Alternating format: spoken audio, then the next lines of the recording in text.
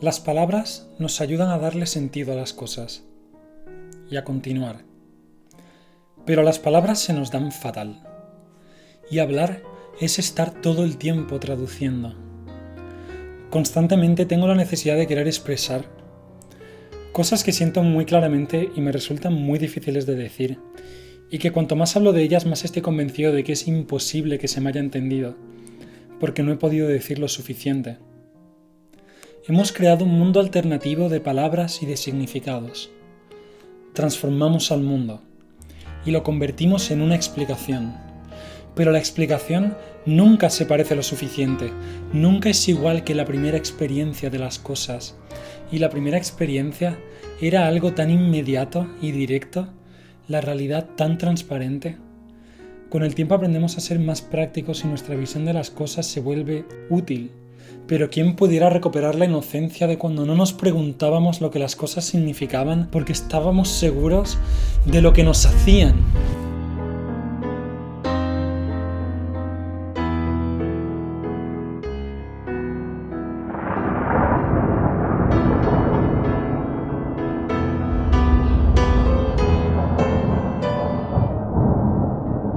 Con el tiempo, las cosas se complican y aprendemos a compartimentalizar.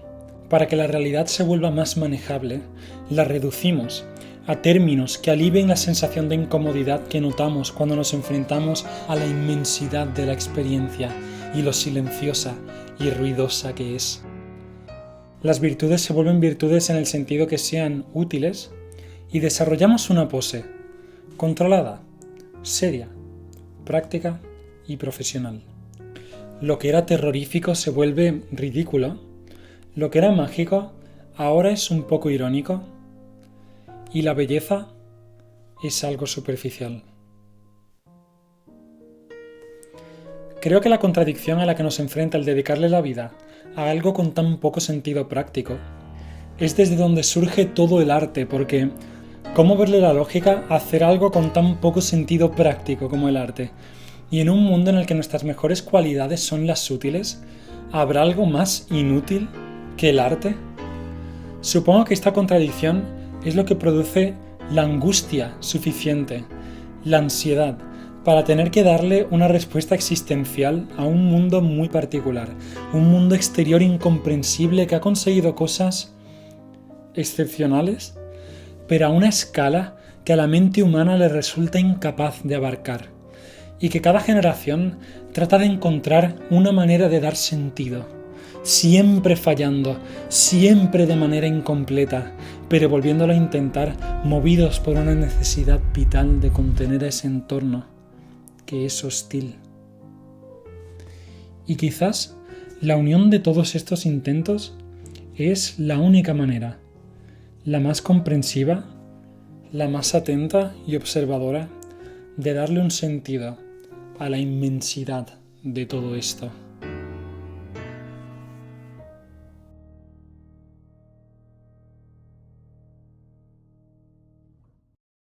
La primera experiencia del arte debió de ser algo encantador, mágico.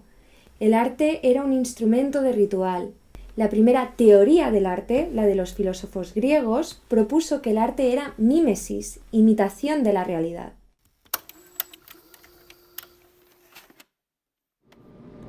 Cada generación necesita redefinir cómo heredar esta visión de la realidad y este estado de la mente moderna. Max Weber se preguntó si en el futuro el último hombre de la civilización se convertiría en un especialista sin espíritu y en un hedonista sin corazón, con la creencia, sin embargo, de haber alcanzado un nivel humano superior nunca alcanzado antes. Cualidades como el autocontrol, la capacidad de rendimiento, la concentración y la especialización se volvieron muy importantes alrededor del siglo XVII y de ellas surgió la concepción de lo que consideraba que era el trabajo como un fin en sí mismo.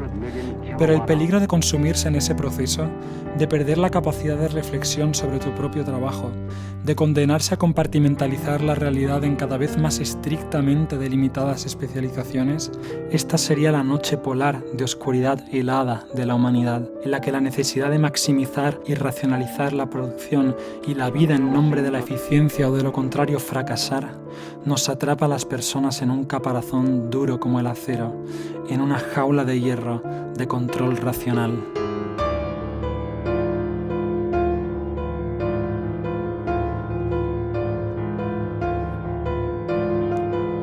La racionalización. Este es el estado mental del mundo moderno. La productividad, la especialización, la eficiencia, la división del trabajo, el control en lo inabarcable, la conveniencia de lo impersonal que es lo predecible, porque da igual a la hora que vayas, quién te atienda o en la parte del mundo en el que estés, el resultado siempre va a ser igual. Son cualidades que surgen poco a poco como los valores más importantes en el mundo moderno, que es mecánico, tiene que avanzar rápido, es medible y constantemente en búsqueda del proceso más productivo. Y la verdad es que para un músico, vivir en este mundo racionalizado de Max Weber es vivir en una eterna contradicción, por el hecho de dedicarle la vida a algo tan poco útil y desde luego tan poco racional como es la música. Pero precisamente por eso, en la música y en el arte se encuentra la forma más extrema de desafiar la racionalización de la vida, porque en el arte hay algo fundamentalmente moderno, de búsqueda constante y de progreso, pero que al mismo tiempo es el extremo opuesto del estado mental racionalista, porque es caótico, subjetivo, trata con emociones e invita a la contemplación. Además, lo que sea que una obra de arte te pueda enseñar sobre la vida es un conocimiento imposible de medir, por las formas tan ambiguas en las que el arte se permite no posicionarse. Y en esta ambigüedad y contemplación está la forma más irracional y, por tanto, la más profunda de resistencia.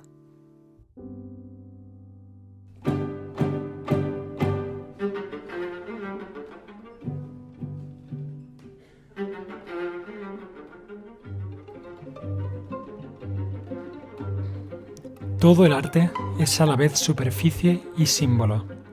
Quienes van más allá de la superficie se exponen a las consecuencias. Quienes penetran en el símbolo se exponen a las consecuencias. Lo que en realidad refleja el arte es al espectador y no a la vida.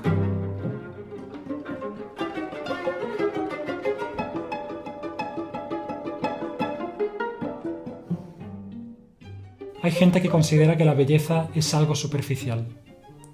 Es posible, pero al menos no es tan superficial como es el pensamiento. Solo las personas poco profundas son las que no juzgan por las apariencias. El verdadero misterio del mundo es lo visible, no lo invisible. En un mundo rodeado de fealdad, de pobreza, de subsistencia y de precariedad, es imposible desarrollar y refinar el gusto, la civilización y el placer de vivir. Me parece muy interesante que con la premisa de hablar sobre estas condiciones materiales y cómo afectaban al alma del ser humano, Oscar Wilde acabe dedicando un ensayo entero básicamente a hablar sobre arte, porque en un mundo en el que la personalidad del ser humano estaba tan absorbida por lo que tenía en propiedad, que la propiedad era lo que te hacía ser un ciudadano completo, como era el Reino Unido en el siglo XIX, Oscar Wilde evidentemente ve en el arte la respuesta al caos de prioridades en el espíritu del ser humano y la confusión de tener que existir para el trabajo en vez de vivir.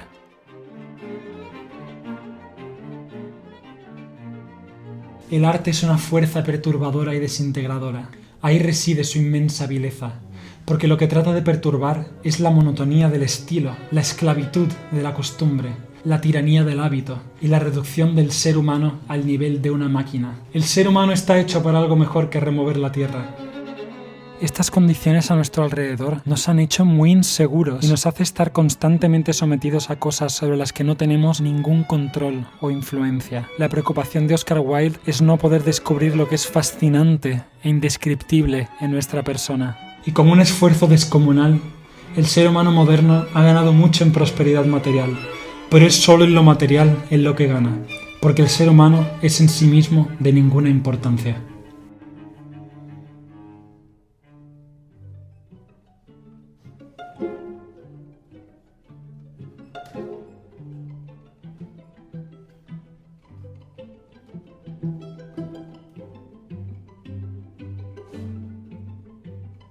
Podemos perdonar a alguien por hacer algo útil siempre y cuando esa persona no admire lo que ha hecho. La única excusa para hacer algo inútil es que uno lo admire intensamente. Todo el arte es bastante inútil, y esto hace que se escape de nuestro control, porque para poder controlarlo, el arte tiene que servir para algo, tiene que tratar sobre algo, decirnos algo. Nos hace sentir muy incómodos pensar que no hay nada más de lo que vemos y oímos, pero en la superficie, en la presencia exterior y física que escuchamos y percibimos, está todo lo que es profundo y misterioso, todo lo que nunca podremos estar completamente seguros de cómo está hecho, y lo que nos ayuda a rechazar el hermetismo y la información que queremos imponer en nuestra naturaleza. La interpretación da por sentada la experiencia sensorial del arte y procede a partir de ahí. Hoy no se puede dar por sentada.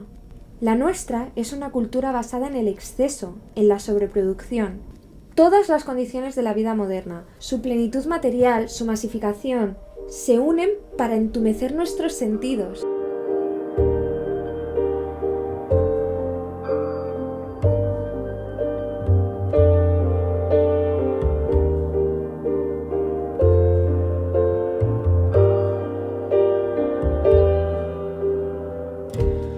El cine fue considerado durante décadas el arte más importante y el más vivo. El origen del cine fue único en comparación con el resto de las artes, que utilizan técnicas que se fueron desarrollando muy lentamente a lo largo de los siglos. La base del disfrute y el éxito del cine nunca estuvo en una respuesta a una manera nueva de poder tratar una temática, ni siquiera en una nueva forma de poder contar una historia. El éxito del cine se debe a la respuesta a un invento y al placer tan sincero y sencillo de disfrutar de ese invento, disfrutando de ver simplemente que había imágenes que parecían moverse. Imágenes de caballos galopando, trenes que entran en una estación, escenas cotidianas del día a día y de la vida en la ciudad. Eran el tipo de imágenes en las que la gente disfrutaba del movimiento por el movimiento. Hoy en día evidentemente damos por hecho que las imágenes se mueven, pero no hay que olvidar que el cine es histórica y espiritualmente una experiencia de los sentidos. El movimiento de las imágenes, el blanco y negro con una personalidad tan irreal, la luz de color plateado, el primer plano de una persona en una pantalla de 10 metros, el sonido incontrolado del proyector cuando no había música y, por supuesto, la música.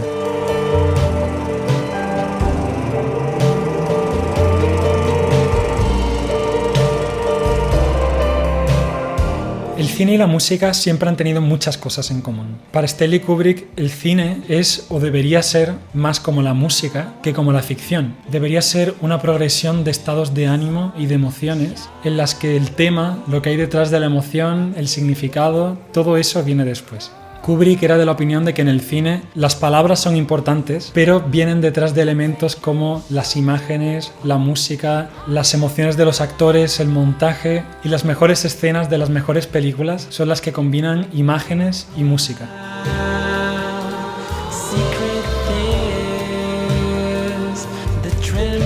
La primera respuesta al cine siempre es una respuesta estética, pero para poder hablar de esta primera respuesta nos falta el vocabulario. Por eso, cuando queremos comentar una película, somos incapaces de hablar de otra cosa que de lo que trata, del contenido, del mensaje. Cómo de útil es para nosotros, la precisión con la que está describiendo la realidad, si es correcto moralmente, si cumple con su función, si es exacto, si es eficiente.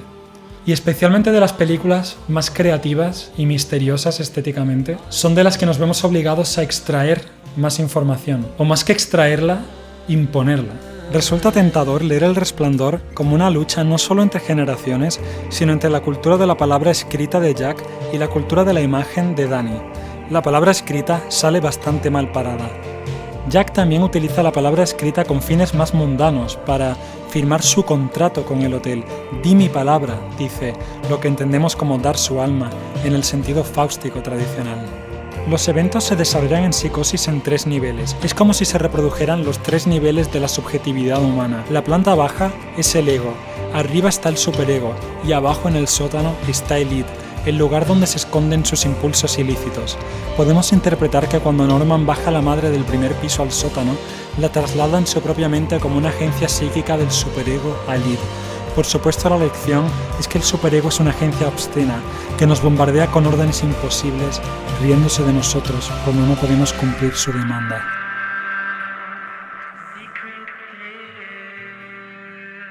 La interpretación es la venganza del intelecto hacia el arte. Interpretar es empobrecer, disminuir el mundo. Es convertir el mundo en este mundo, como si hubiese otro.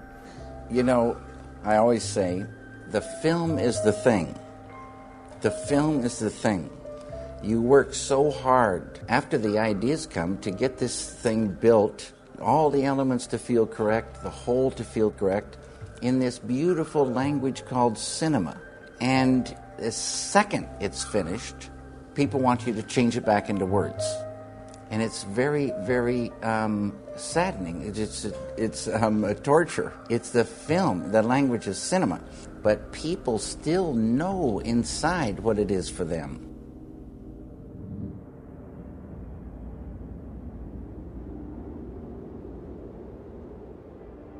Contra la interpretación es un ensayo escrito por Susan Sontag. Susan Sontag fue una escritora que durante toda su vida estuvo comprometida con vivir siempre a la máxima intensidad.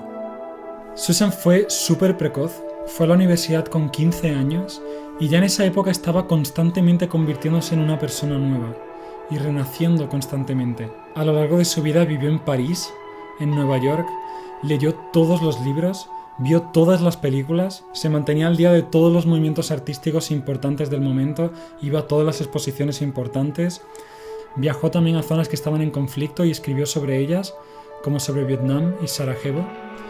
Y ella escribió este ensayo de contra la interpretación en un momento de búsqueda artística, justo después de haber terminado de escribir su primera novela, y en el que refleja cuáles eran sus inquietudes y sus ansiedades sobre el estado del arte, sobre la sensibilidad que ella veía que se estaba dando a principios de los años 60, y para ella era posible hacer arte con una estética tan directa y con una superficie tan transparente, que el arte pudiera reclamar su posición en el mundo por lo que es, no por lo que significa. Para ella esta posibilidad se estaba dando especialmente en el cine, que consideraba que era el arte más vivo y más importante y excitante del momento. El cine era un arte como ningún otro, moderno por excelencia, distintivamente accesible, poético y misterioso y erótico y moral, todo al mismo tiempo. Como escritora opinaba que el rol del crítico tenía que ser reconsiderado. Y parte de este proceso suyo de búsqueda y de transformación iba dirigido a encontrar una nueva forma de la que opinar sobre arte, que estuviera al servicio del arte y que no lo intentase reemplazar. Y su interés estaba en la necesidad de encontrar un nuevo vocabulario, que prestase más atención a la superficie, que fuera más descriptivo en vez de interpretativo, y que se centrase en lo interesante y distintivo del estilo. La transparencia de lo que percibimos que ya está ahí en una obra de arte es la cualidad más liberadora que podemos encontrar. Una obra de arte es una experiencia, no una sentencia o la respuesta a una pregunta. Nuestra respuesta al arte es moral, en el sentido de que la experiencia alienta nuestra sensibilidad y consciencia, porque es la sensibilidad lo que nos da capacidad de elegir moralmente. It's much more than information. Sometimes people just pay attention long enough to get the information, but they don't really have the experience, they don't really have the feelings that you don't turn off or shut off right away. La interpretación social o psicológica sigue estando ahí, pero por nuestra falta de habilidad y de costumbre, hablar del arte, antes de nada, como de una experiencia, creo que deberíamos intentar controlar el querer sacar siempre el máximo posible de significado del arte, o peor aún, imponer en el arte todo lo que ya opinamos sobre el mundo. El objetivo debería ser recuperar nuestros sentidos. Y si hay que opinar, que sea sobre lo que vemos, lo que oímos y lo que sentimos.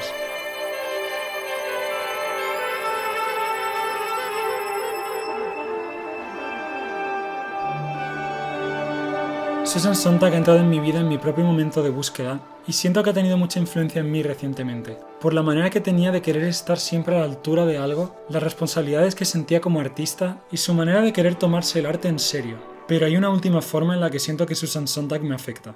You know what Oscar Wilde said, I can resist everything except temptation. So I'm very easy to tempt away from my work. I go to about 5 or 6 movies a week. Right. And I mean I mean movies in movie theaters. And so if I don't watch television, it's just a sacrifice which I make in order to free time to go to the movies and read and listen to music and look at art and hang out with people and actually even get a little work done when I can resist all the things that I enjoy doing. Para ella los ensayos que había escrito como contra la interpretación no le importaban tanto como sus novelas, y ella se consideraba ante todo una escritora de novelas y de ficción, que era lo que entendía que tenía más capacidad de perdurar. Pero la realidad es que nunca escribió muchas novelas, y ella consideraba que no había sido muy prolífica, y es que entre otras cosas le resultaba muy difícil escribir. I mean, what they have in common is the struggle, of course. Writing is a very painful activity, and it's very difficult. There are more painful ones. I'm sure, but there are less painful ones too. En una entrevista sobre cuando estuvo en Sarajevo, habló de una conversación que tuvo con otro escritor en la que se confesaron mutuamente que ninguno de los dos escribía todos los días. De hecho, decían que se pasaban meses sin escribir. Odio escribir, dice. Solo escribo cuando no soporto no escribir. Lo que realmente me gusta hacer es leer. Leer todo el día y todo el día, todos los días, hasta que al final me siento culpable y me avergüenza y es demasiado y entonces escribo. Susan sentía muchas responsabilidades como escritora, por la relación que tenía tanto con la literatura como con el arte en general que ella más admiraba, y con el estándar que esa admiración fija sobre lo que es bueno. El verdadero placer para ella estaba en la contemplación del arte, y de nuevo la inspiración, el estándar y el impulso de ser un artista provienen de ese placer por el arte en sí mismo. Y esto era lo que la hacía una experta en fotografía, en cine, evidentemente en literatura. Su vida estaba guiada por la intensidad que sentía hacia los libros y las películas que más le gustaban. Y sin embargo, o quizás precisamente por eso, el trabajar en sus propias cosas le resultaba muy difícil. Necesito parar un segundo y decidir hasta qué punto es necesario para mí el tener que darle importancia a tener que conocerlo todo como hacía ella, y a tener que vivir en esa experiencia del arte constante. Y no solo del arte, sino de todo. Soy infinita. Quiero sensualidad y sensibilidad. Quiero errar en el lado de la violencia y del exceso. Quiero vivir y odiar morir. Tengo la intención de hacerlo todo. Y debo ser cautelosa a la hora de rechazar lo doloroso. Todo importa. Lo único a lo que renuncio es al poder de renunciar, de retirarme. Estoy viva. Soy preciosa. ¿Qué más hay para mí ahí fuera? Esta es la actitud que ya tenía Susan Sontag con 15 años, la de un compromiso intenso con la vida, con el mundo, con nuestros sentidos, pero con unos estándares tan altos de intensidad y de conocimiento que querer crear como artista ya ni siquiera es que se vuelva más difícil, es que no tienes tiempo. Creo que admirar el arte y crear arte no son compatibles, o por lo menos no con el mismo nivel de intensidad. Y lo increíble sería poder encontrar un equilibrio, pero creo que tenemos que elegir. ¿Dónde está el límite para mí de lo que necesito conocer del mundo y del arte sin que esta ansiedad por tener que conocer más me absorba y me haga sentir culpable por no estar dedicándole más tiempo a hacer música? Que en principio siempre es lo que más me ha importado y lo que más satisfacción me da cuando soy capaz de terminar algo, con lo que estoy contento. Hay otra persona que para mí simboliza el absoluto opuesto a esta ansiedad. Hello, today I'm going to be, for tomorrow's class, I'm building a barn. It's such a fantastic project. A barn about the right size for the small animals they're building. En este mundo en el que vivimos, también necesito a alguien como David Lynch. Alguien que cuanto más tiempo paso escuchando y comprendiendo, más admiro por lo comprometido que está simplemente con seguir trabajando.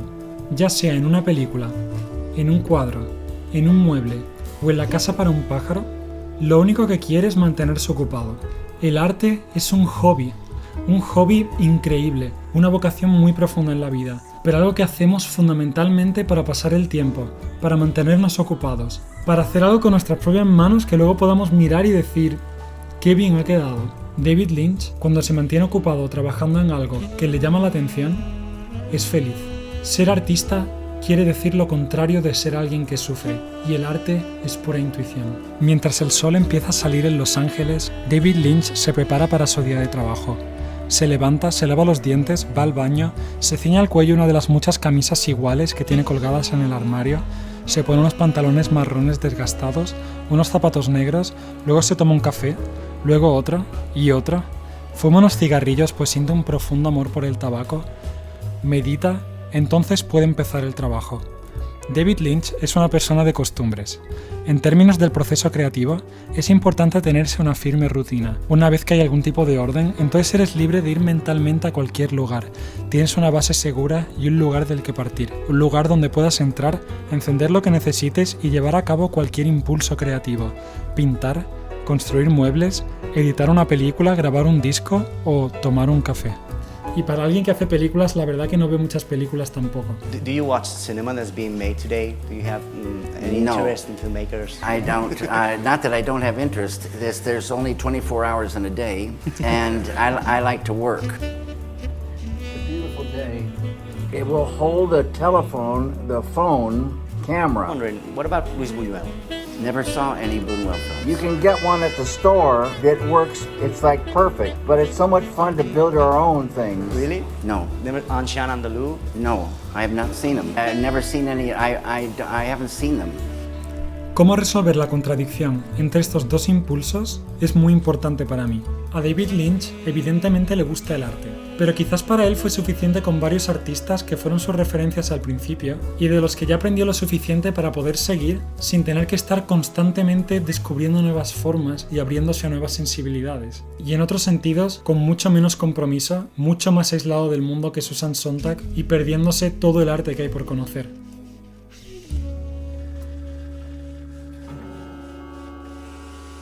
Por otro lado, tener la capacidad de opinar sobre una obra de arte no es más fácil que crear arte. Es más difícil hablar sobre algo que hacerlo. El arte exige la habilidad de interpretar sin pretender ser árbitro de la obra de arte y sin imponer nuestra información, y además encontrar ese lenguaje más descriptivo, que prestase más atención al estilo, como le interesaba a Susan Sontag. Y en cuanto al significado, si el trabajo de alguien es fácil de entender, una explicación es innecesaria. Y si el trabajo es incomprensible, una explicación es perversa. Hoy en día nos quedan tan pocos misterios en esta vida que no podemos permitirnos desprendernos de uno más. What made me be a writer was that I was a passionate reader. I read all the time. I've probably spent more time reading than any other thing I've done in my life, including sleeping. What draws me very much to writing, it's a way of paying attention to the world. A writer is a professional observer. A streak of daylight returns us from sleep. Where fears spill over and feeble rivers weep. It seethes when heartbreak it rends through the night. It likes a little longer, both bitter and bright. And I mean this most passionately. I mean, that's where the standard came from. That's where the ideas came from of what was good, what was right, what was better. Almost like a moral education that I feel I owe as much to film as I do to literature. The portrayal of people, understanding of the world, narrative pleasure, visual pleasure, pleasure of the senses. It seems when heartbreaking rends through the night.